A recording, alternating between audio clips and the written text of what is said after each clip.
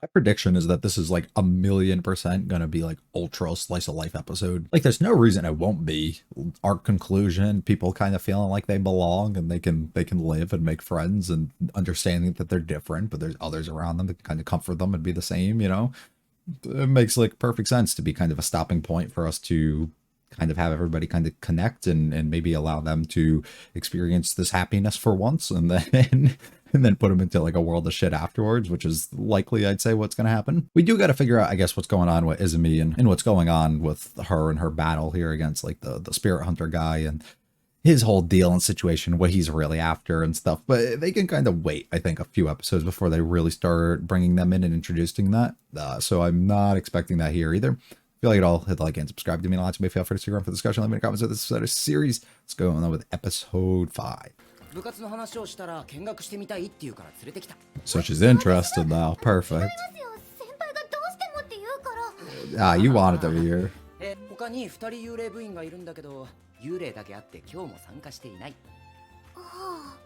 Damn, we got a whole squad. I thought there was only 3 of us. We want you to. Oh.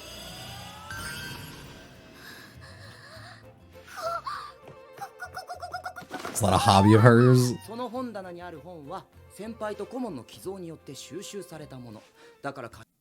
Somebody had good taste. Yeah,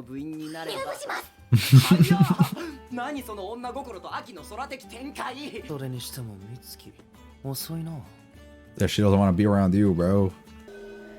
That feeling. Slight little twitch from her.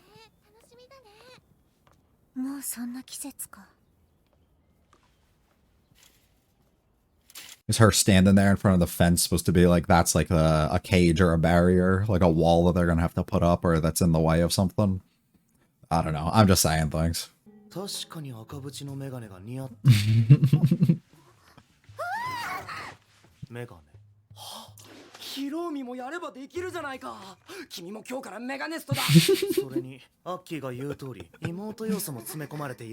She does.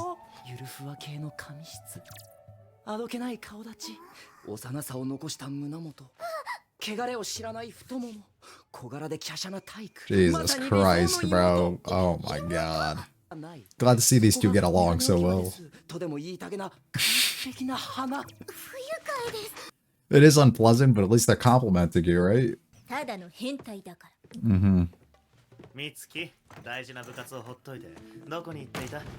Says the guy who's never here.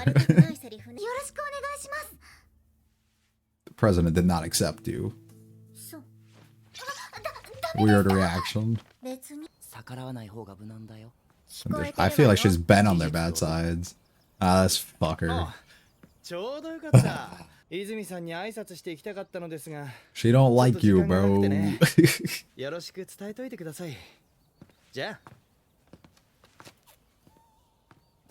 Because it's the side eye. Yeah, you were there, bro. With the scene of the crime. I seen you. Hopefully it's your last. Yeah, by that guy. That's what they want you to think. God, bro. I gotta contain myself when she's on screen. Damn, they took our whole license. Yes.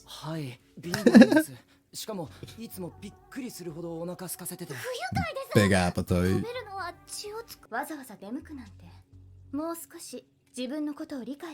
I was saving my friend.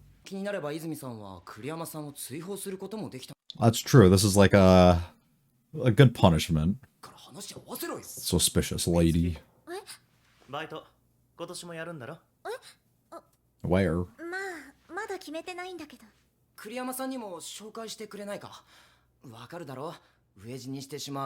Just a random job, I guess. Okay. Okay. Sure. Yeah, but she's clumsy as hell. We needed to go out for that? What do we do now? Now we hang out like friends. Two very socially awkward people. Thank God. Hey, yo. You bring that thing with you? 業務だから普通の人間には見えないわ。いや、別にそんなつもりじゃ。どっち？いただきます。他者と関わらないとか、部活に入る気もないとか。Yeah, you used to say things that you didn't mean. それはそうなんですけ Well, ど。 now you're just kind of doing the things you want. 一人じゃないなんて簡単に思うのは良くないわ。秋人は汎用で、兄貴は秋人に殺され。 Okay, cool. Confirmation there. それはそうですけど。秋人の危険性をみんなが知っているから、情けは自らの管轄に置き監視している。前に言ったでしょ。 They're basically tasked with that. 私は Alright. 秋人を監視しているんだって。 Oh shit. There was a disruption. 用務付きね。 Shadling. どうする？ほっといたら食べられちゃいますよね。あの人。 Well, we're suspended, so you have to take action. Sir, please slow down.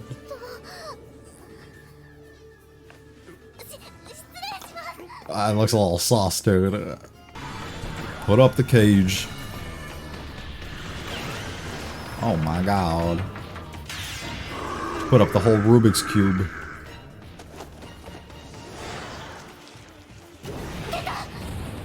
Maybe I'm misunderstanding her suspension thing then, because it looks like she's still doing it. She just can't earn money, maybe? What the fuck?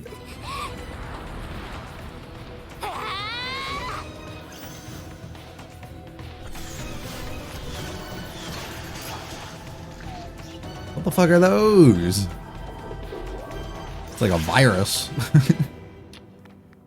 Huh. Big steps, big steps. Yep. I love it. We love to see the improvement. 折が見えたから来てみたんだけど。ニノさん。その用務、私結構前から狙ってたんだけどな。あげます。どっちにしろ私今活動停止中なので持っててもしょうがないですし。本当？でもその用務5万はくだらないわよ。Of course, of course. Only when I can't get it, it is, right? Yeah. But she likes that. ただじゃ悪いから。 Let's go. Bro, we were just eating like a minute ago.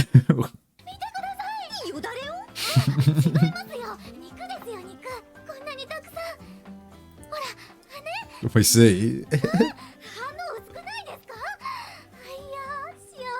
Some people get fed on the normal, unlike you.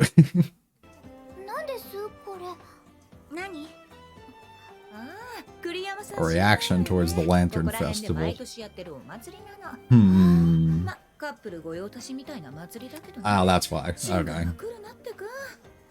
She's afraid she's not going to be asked by somebody. You can go with your brother. Jesus Christ. Put the chainsaw away, ma'am. Sakura, you don't need to be doing this. What are her goals and purpose, you know?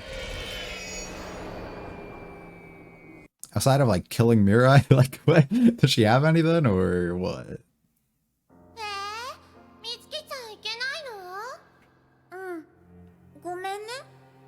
Oh, so she's just not allowed to, probably. Weird mindset.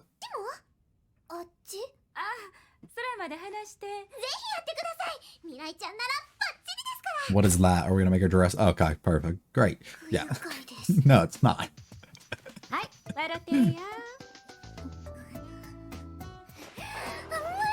They try and do like every form of fan service with this, huh? What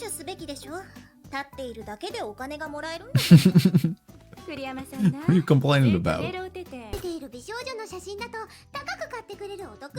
think I know the game.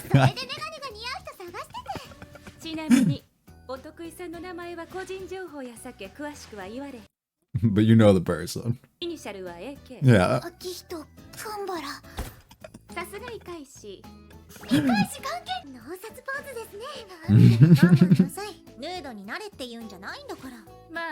なってくれはるっちゅうんやったらモデル代最低でもこれくらいは出すえ。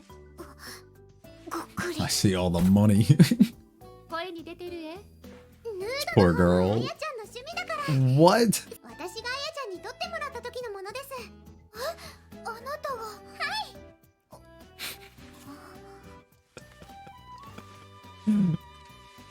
Oh wow, she's the cat. 猫。ね、よく撮れてるでしょ。愛はその姿に手に出てるのにえ。バイン。隠れ。 She's hidden. Suppressing her power level. Wow. を向かして自分が自分やのうなった時はいつも結構引きずらはるんよ。Mm-hmm. I would too if I was harming others around me and shit like that. 毎年固くなやな。 Mm. 別に行ったかてかめへん思うけど。おお、みんな揃ってお祭り相変わらず賑やかやな。先生もお祭りですか？ゲットよゲット。これからわお待ち合わせ。まだまだ本気になれば一人や二人すぐ釣れるわね。じゃあね。ほな。 It's just a text conversation with herself for sure. 結局一人なのよ。みんな。 Mm. But do you try and ask why? You know, do you try and pry in a little bit? She's someone who lives by the rules and like doesn't live by her own wants. She's a little unfortunate. Hopefully we can see her kinda, yeah, that's sad. While your friends are out doing whatever and then you get stuck at home doing that shit. Like, ah. 先輩。 She can't speak up for ここで herself. お祭り。 Hmm. You can do it with somebody else though. 見てください。すごいですね。 Oh, she brought は her. しゃいでるのよ。いいじゃないですか。祭りなんですから。に来てよかったですね。あんたね。あ、今あんたって言いました。 You are. That's what this whole episode's been about. You building your friendships. どうして僕がこんな格好までしてここに来なきゃいけないって。 The boys. 栗山さん、みつけ、どうして？どうして？便所飯でおなじみの秋人を慰めるために決まってるでしょ。だから何度も言うが僕は誰の世話にも。みんな一人だからです。みんな一人だから。 Might as well have each other then. Oh, that's cool.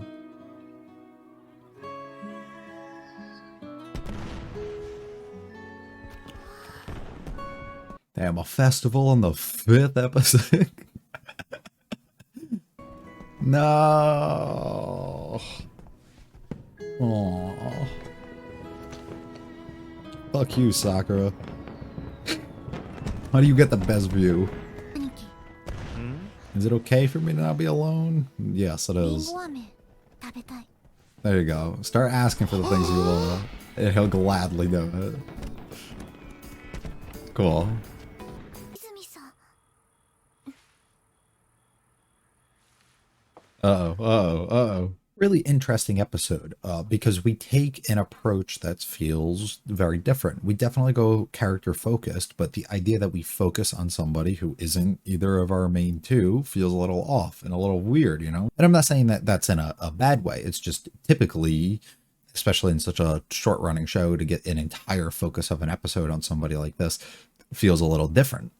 And especially for the fact that it doesn't, I guess, narratively move a ton forward. While it kind of does, it really doesn't, because all it really does is unify a few of us and allow people to maybe not feel as alone, or understand that they can be with others, or don't have to restrict themselves based on the way that other people have taught them, or make them do things, right? And they can kind of have their own voice and do the things that they want, and actually have things that they want and desire, and go out of their way and take charge and actually do these things without having those trauma things from the past kind of come in and shut them down, which is really interesting. And I really like the idea that we did get a lot of that focused on Mitsuki here. I think it works really well too, especially getting the focus with Mirai being the other person involved here, for the most part, of having somebody to come in who has just found all of very similar things, I would say, in the over this previous arc that we had, and having her kind of come to that realization or conclusion here now, and then allowing that to, I guess, almost infect another person in a way, and make them kind of want those same things or have those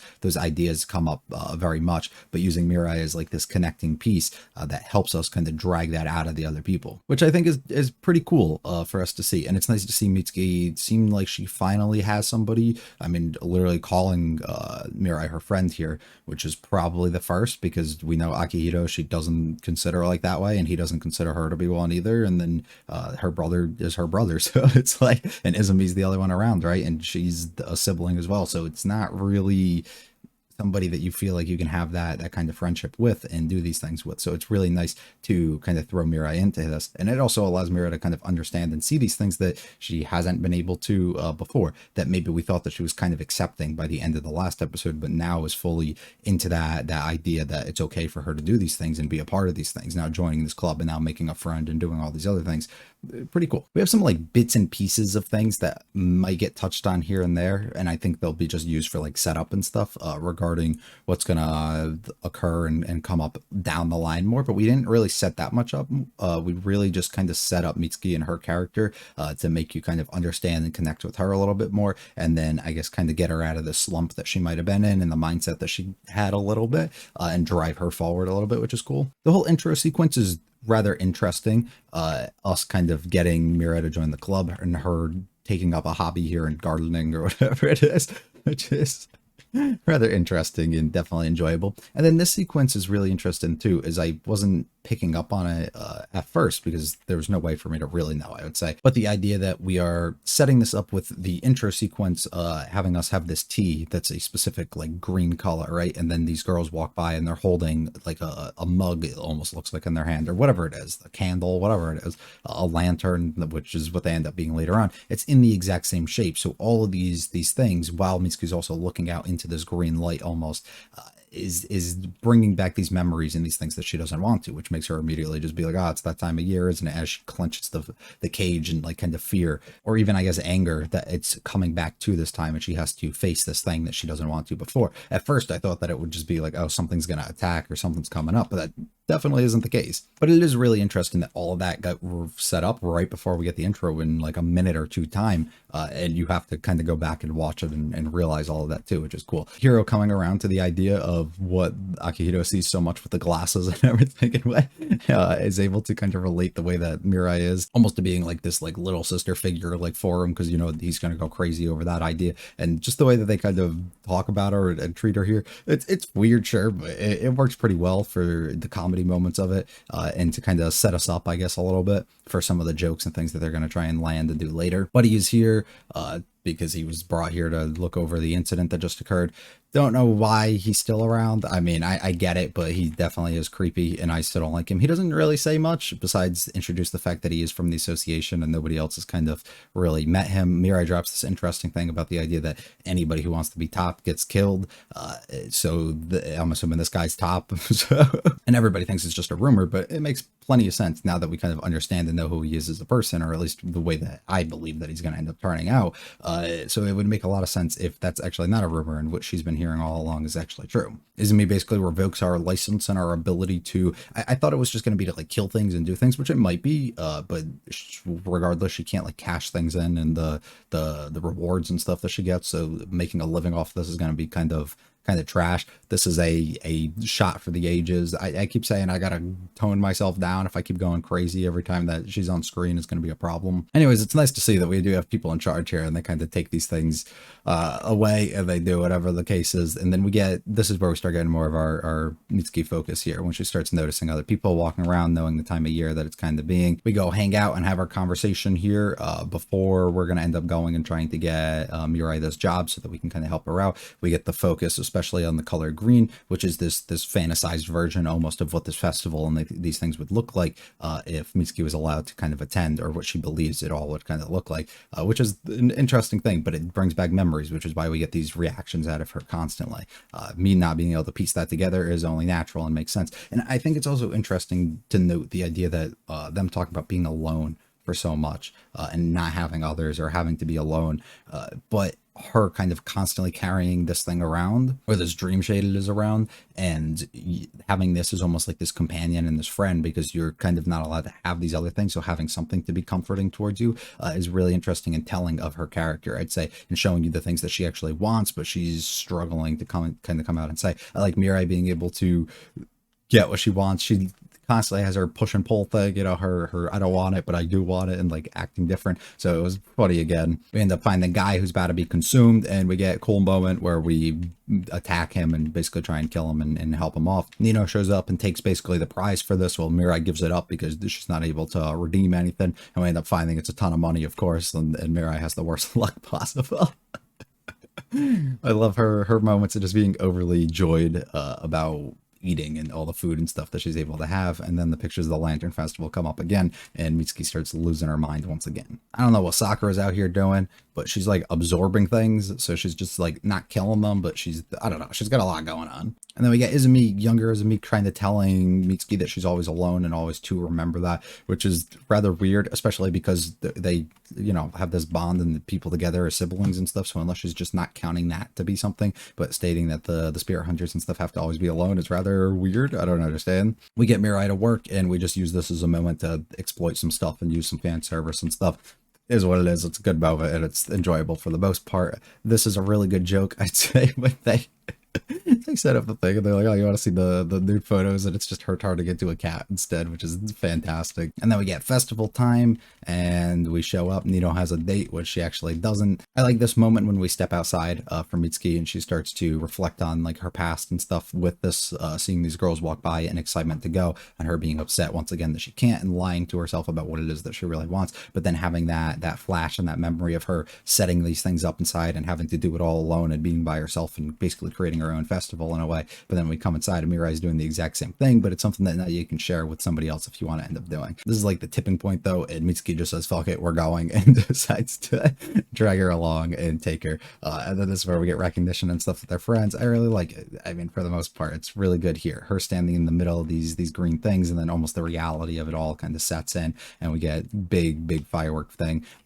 Nino unfortunately gets stood up here. You hate to see it, or not stood up, I guess, but last minute canceled, which is really shitty and unfortunate. And it's a great moment of seeing everybody kind of come together and experience this, and Mitsuki kind of being out here and finally getting something that she wants, and figuring out that it's okay if she asks for these things and gets a little bit selfish sometimes, because of course it is. Being told constantly since she was younger that you're always going to be alone, and it's a lonely thing that they have to do and stuff, doesn't mean that you actually have to be, just because other people are, and other people are kind of putting that on you due to your responsibilities, and I guess the fear that you could possibly have to take their lives and these other things. So I'm assuming that's why Izumi's kind of trying to separate people. It's a similar situation that just occurred with Mirai, where she's had to kill people that are close to her and stuff because of them being possessed or whatever else the case might be.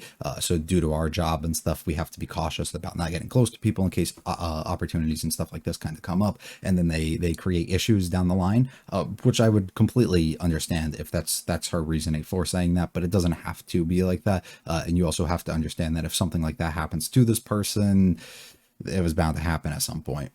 Well, I guess that's not true though, because they are attracted more to the spirit hunters. So I don't know. It all just depends. But I don't think Izumi's reasoning is probably correct. But I'm assuming it's also instilled in her from a young age that that's the case, and she just kind of went with the flow for the most part. So weird thing. We also get an end sequence where Mirai like almost seemed like she was in fear looking at Izumi during this thing. Maybe it was just Izumi being pissed that she's bringing people like Mitsuki involved here. Other people are getting involved with her, or maybe she finds out about the idea that we killed somebody and did things when our license here for all this was kind of revoked and we shouldn't be doing it. I don't know. But she did not seem to be too like happy when she saw it. She seemed almost scared or in shock. So curious to see where they're going to head more with that. I have zero clue where we're going to go next. I'm assuming we're going to start picking it up a little bit at one of these episodes now. This was that episode to kind of calm us down and give us that bridge almost between where we're going to head to next. So I'm assuming that'll probably come in the next one or the one after. And it very well could be the one after, because this one did not go the direction in the slightest I thought it was going to. But that's all right. Enjoyed it enough. If you liked it all though, hit the like and subscribe to me a lot to me. Feel free to check out the other videos on the channel. Leave any comments with this episode of series. I'll be back for the 6th one soon. You guys have a good one though. Peace.